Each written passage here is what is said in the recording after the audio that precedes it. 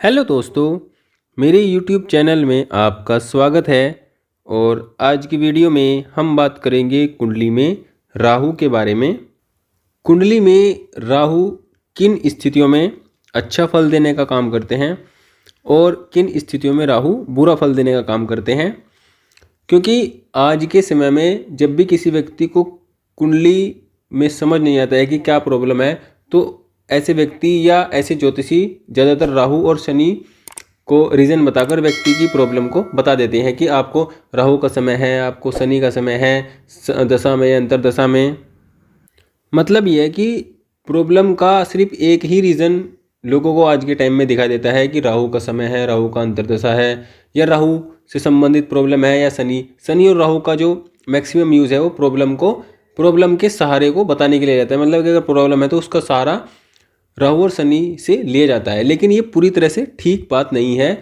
कुंडली देखते समय राहु जब अच्छा करते हैं तो बहुत अच्छा भी करते हैं। वो किस स्थितियों में अच्छा करते हैं, आज हम इस चीज़ के बारे में जानने का प्रयास करेंगे कि राहु ऐसा नहीं है कि बुरा करते हैं। देखिए, राहु बुरा करते हैं, राहु नेगेटिव प्लेनेट हैं, लेकिन राहु अच्छा भी करते हैं। और जब अच्छा करते हैं तो इतना अच्छा ना तो सूर्य कर पाते हैं, ना ही मंगल कर पाते हैं, ना ही बुध कर पाते हैं, जितना अच्छा राहु कर देते हैं। तो इस प्रकार राहु की स्थिति कुंडली में देखी जाती है। अब देखिए, अगर हम ज्योतिष ग्रंथों की बात करते हैं तो राहु को कुंडली के जो तीसरा घर है, छठा घर है और 10वां और 11वां, ये सभी जो ग्रंथ हैं ज्योतिष के, जो सभी ज्योतिष की सबसे अधिक मानी जाने वाली पुस्तक हैं, जो प्रमाणिक पुस्तकें हैं, जो प्रमाणिक ग्रंथ हैं, उनके अनुसार राहु तीसरे में हो, छठे में हो, 10वें में हो और 11वें में हो तो ये व्यक्ति के जीवन में बहुत उन्नति स्थिति बनाते हैं, उन्नति के योग बनाते हैं, या ऐसी स्थिति में राहु व्यक्ति को बहुत श्रेष्ठ फल देते हैं। ये एक सभी का एक मत है और सभी इसी बात से सहमत हैं कि राहु तीसरे में, छठे में, 10वें में, 11वें में अच्छा फल देते हैं। लेकिन राहु की स्थिति इनके अलावा दूसरे भावों में भी होती है, जैसे कि पहले, पांचवें या जो भी और बचे भाव हैं। तो उनके बारे में जब हम ज्योतिषीय ग्रंथों की बात करते हैं तो उसमें ये माना जाता है कि राहु लगन में भी अच्छा फल देते हैं, पंचम में भी अच्छा फल देते हैं और नवम में भी अच्छा फल देते हैं।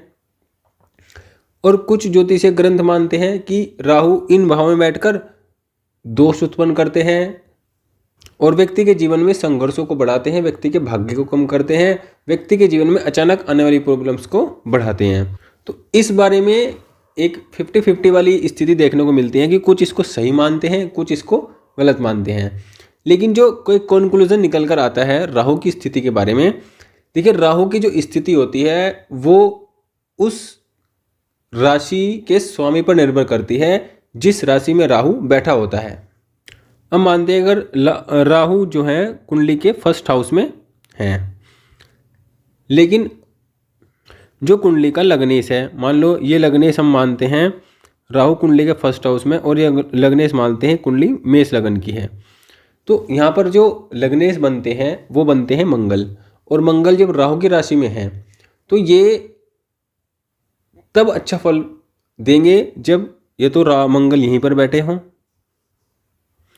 राहु अगर मेष राशि में हो, मान लो मेष राशि में हो, पहले भाव में है और पहले भाव में मेष राशि है, तो राहु मेष राशि में होने के बाद अच्छा फल तब देंगे जब मंगल की स्थिति अच्छी हो, मंगल पंचम में हो, नवम में हो या दसम में हो, मतलब अपनी उच्च राशि में हो, अपने खुद के घर में हो।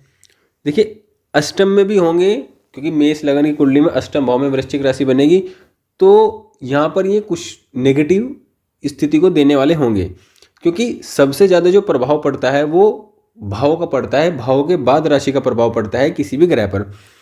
तो अगर मंगल यहाँ पर हैं, यहाँ पर हैं, यहाँ पर हैं, या अच्छी स्थिति में है, अच्छे भाव से हैं, तो ये राहु अच्छा फल देंगे, अच्छा रिजल्ट देंगे व्यक्ति के जीवन में। अब अगर हम मान लें कि किसी व्यक्ति की कुंडली में मेष लगन की कुंडली हो, मान लो, और शनि और राहु लगन में हो, तो ये राहु भी अच्छा फल दे सकते हैं। कब दे सकते हैं? अगर मंगल अच्छी स्थिति में हो। देखिए, यहाँ पर नेगेटिव प्लेनेट साथ में है, प्रॉब्लम होंगी, लेकिन व्यक्ति के जीवन में ये सब प्रॉब्लम अगर राहु का समय चलता है तो व्यक्ति इन सब प्रॉब्लम को पार कर कर फेस कर कर एक अच्छा जीवन जी सकता है। अब अगर राहु की स्थिति जिस राशि में है और उस राशि का स्वामी कमजोर है, मान लो उसका जो, अगर मान लो इसको मेष राशि को अगर हम मान के चलते हैं तो मंगल अगर मान लो कर्क राशि में नीच राशि में है तो ये राहु बहुत नेगेटिव व्यक्ति के लिए बन जाएंगे। ऐसे व्यक्ति को जीवन में कोई भी निर्णय लेने में समस्या रहेगी, कोई भी निर्णय लेगा उस पर खरा नहीं उतरेगा, अपनी बात का पक्का नहीं होगा। मतलब इस तरह से कुछ स्थितियां व्यक्ति के जीवन में देखने को मिलेंगी जब लगन में राहु हो और लग्नेश नीच राशि में हो। तो एक तो ये पॉइंट है कि राहु तब अच्छा फल देते हैं जब राहु जिस ग्रह की राशि में हो उस ग्रह के बलाबल के अनुसार फल देते हैं। अगर वह ग्रह बहुत बली है, जिस राशि में राहु है, तो ये बहुत अच्छी स्थिति मानी जाती है या अच्छी स्थिति राहु की रिजल्ट देने वाली होती है। इसी प्रकार अगर हम केंद्र त्रिकोण की बात करते हैं तो अगर मान लो राहु केंद्र में, मान लो राहु यहाँ पर है और पंचम का स्वामी यहाँ पर आकर बैठ जाए, नवम का स्वामी आकर यहाँ बैठ जाए, पंचम का स्वामी अगर यहाँ पर बैठ जाए, तो राहु जब भी केंद्र या त्रिकोण के साथ बैठते हैं, मतलब केंद्र या त्रिकोण के ग्रह के साथ बैठकर केंद्र या त्रिकोण में बैठे हों, कहने का मतलब है कि इसको हम बोलते हैं केंद्र और इन दोनों को बोलते हैं त्रिकोण। तो राहु केंद्र में बैठे हों चाहे त्रिकोण में बैठे हों, कहने का मतलब या तो यहाँ हों या यहाँ हों या यहाँ हों, इन चारों भावों में किसी में भी हों या इन भावों में हों, तो राहु इन सब स्थितियों में हों, लेकिन इन्हीं में से किसी भी ग्रह के जो इनमें से इन भावों में जो राशियां लिखी होंगी उन राशि के ग्रहों के साथ हों, तो ये राहु भी बहुत अच्छा रिजल्ट देते हैं। कहने का मतलब यह है कि केंद्र त्रिकोण में बैठा हुआ राहु अच्छा रिजल्ट देता है तब जब वह केंद्र या त्रिकोण के ग्रहों के साथ बैठा हो, तो ये भी बहुत श्रेष्ठ है। उसके बाद एक स्थिति और आती है राहु की रिजल्ट देने की कि जब भी क्योंकि राहु की स्थिति कुंडली में कई बार तो ऐसी होती है कि राहु अकेला, मान लो किसी की कुंडली में राहु दसम भाव में अकेला बैठा है और यहाँ पर मान लो राशि भी कोई 6 नंबर है या 3 नंबर है या 2 नंबर है या 7 नंबर है, मतलब राहु बुध की राशि में हो या शुक्र की राशि में हो, तो ये बहुत अच्छा माना जाता है। बुध के साथ हों, शुक्र के साथ हों, बुध की राशि में हों, शुक्र की राशि में हो, तो ये बहुत बेस्ट स्थिति है, बहुत ज़्यादा बेस्ट स्थिति इसको हम कहेंगे। लेकिन राहु अगर अकेले किसी भी राशि में है या अकेले किसी भाव में है तो ये सबसे ज़्यादा अच्छा फल देने का काम करते हैं। मतलब राहु बुध या शुक्र की राशि में हो, शनि की राशि में हो और अकेले हों, तो ये बेस्ट है, सबसे बेस्ट है। इस स्थिति में राहु और केंद्र त्रिकोण में हो, मान लो राहु केंद्र में हो, यहाँ पर 6-3, मतलब किसी प्रकार केंद्र त्रिकोण में हो, बुध शुक्र शनि की राशि में हो, तो ये बेस्ट है, बहुत बेस्ट है। ऐसा राहु व्यक्ति के जीवन में जब भी दशा अंतरदशा में आएगा तो व्यक्ति को बहुत श्रेष्ठ फल देकर ही जाएगा। तो राहु की स्थितियों को रिजल्ट जो मिलता है राहु की स्थितियों में, उसमें यही है कि जो राहु है वो जिस राशि में बैठा हो उसका राशि स्वामी बली हो, और राहु केंद्र त्रिकोण में अगर बैठा हो तो केंद्र त्रिकोण के साथ बैठा हो, मतलब केंद्र त्रिकोण के ग्रहों के साथ बैठा हो, जब भी राहु बहुत श्रेष्ठ फल देने का काम करते हैं। अब अगर बहुत सी स्थितियों में क्या होता है कि राहु के साथ शुक्र भी हैं, राहु के साथ बुध भी हैं, राहु के साथ सूर्य भी हैं, या राहु बहुत सारे अन्य ग्रहों के साथ भी बैठा होता है, तो फिर ये कैसा फल देते हैं? देखिए, राहु अगर शुभ ग्रह के साथ हो और शुभ राशि में हो, कहने का मतलब ये है कि मान लो राहु के साथ राहु 7 नंबर की राशि में शुक्र भी हैं और राहु भी दोनों साथ में बैठे हैं, साथ में बुध भी हैं, तो ये राहु बहुत श्रेष्ठ फल देंगे, बहुत श्रेष्ठ फल देंगे। व्यक्ति की जीवन की दशा की दिशा को बदलने वाले होंगे। जब भी राहु का समय आएगा, दशा में आए चाहे अंतरदशा में आए, किसी प्रकार से आए, तो ये राहु की स्थिति को अच्छा रिजल्ट, मतलब राहु इस स्थिति में अच्छा रिजल्ट देंगे। अब मान लो यहाँ पर तुला राशि हम मान लेते हैं और राहु भी साथ में है और सूर्य भी साथ में है, तो ये स्थिति खराब स्थिति बन जाती है। ऐसा व्यक्ति बहुत अधिक संघर्ष करने वाला बन जाता है और व्यक्ति को बहुत अधिक समय में सफलता मिलती है, इतनी आसानी से सफलता नहीं मिलती है। मतलब कहने का है कि ये स्ट्रगल की स्थिति को बना देता है। तो राहु भी शुभ ग्रह के अगर साथ हों तो ये ज़्यादा अच्छा है। बशर्ते राहु किसी पाप ग्रह के साथ हो, राहु जैसे मंगल के साथ हो, राहु शनि के साथ हो, राहु सूर्य के साथ हो, तो ये एक अच्छी स्थिति नहीं होती है। इसमें व्यक्ति के जीवन में संघर्ष बढ़ते हैं और जब भी राहु की दशा या अंतर्दशा आती है तो ये व्यक्ति के जीवन को परेशान करने वाले होती है। इसमें अब एक क्वेश्चन और उठता है कि राहु या मंगल ही केंद्र त्रिकोण के स्वामी हो और केंद्र त्रिकोण के साथ बैठे हों, तो देखिए इस स्थिति में व्यक्ति को भौतिक सुख सुविधाएं तो प्राप्त होती हैं जब भी राहु का समय आता है, लेकिन व्यक्ति के जीवन में बहुत स्ट्रगल प्रॉब्लम रहती है। मतलब व्यक्ति स्ट्रगल प्रॉब्लम भी करता रहता है और धन भी प्राप्त करता रहता है, लेकिन जो आत्म सुख है, जो आंतरिक सुख है, जो सुख चैन है जीवन का, वो व्यक्ति को नहीं मिल पाता है इस स्थिति में।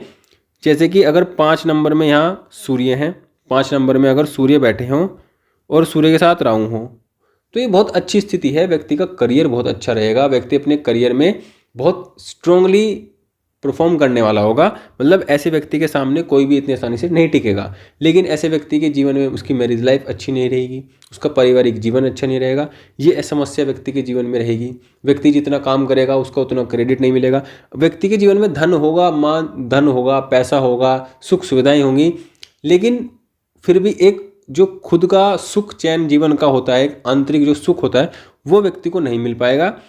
ये व्यक्ति के, और जब इस स्थिति में होगा, मान लो शुक्र के साथ हैं, तुला राशि में है, बुध के साथ है, तो व्यक्ति के पास पैसा कम भी होगा, सुख सुविधाएं कम भी होगी। जब भी व्यक्ति जीवन में बहुत सुखी होगा, इतना सुख होगा, ज्ञानी होगा, दूसरों को ज्ञान देने वाला होगा, किसी दूसरे के साथ बैठ जाएगा तो उसके जीवन को अच्छा बनाएगा, ऐसा व्यक्ति को फील होगा सामने वाले को। क्योंकि जब ऐसी स्थिति में राहु होगा तो राहु भी व्यक्ति के जीवन को बहुत अधिक प्रभावित करता है, जब वो अलग ग्रहों के साथ हो या अकेला हो या किस प्रकार की स्थिति में हो।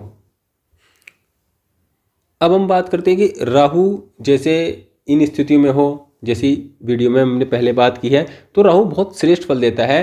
मान लो आपने किसी की कुंडली देखी और आपने इन स्थितियों में राहु को पाया, तो आप ये कह सकते हैं कि राहु यहाँ पर बहुत अच्छा रिजल्ट देने वाला है, चाहे दशा हो चाहे अंतर्दशा हो।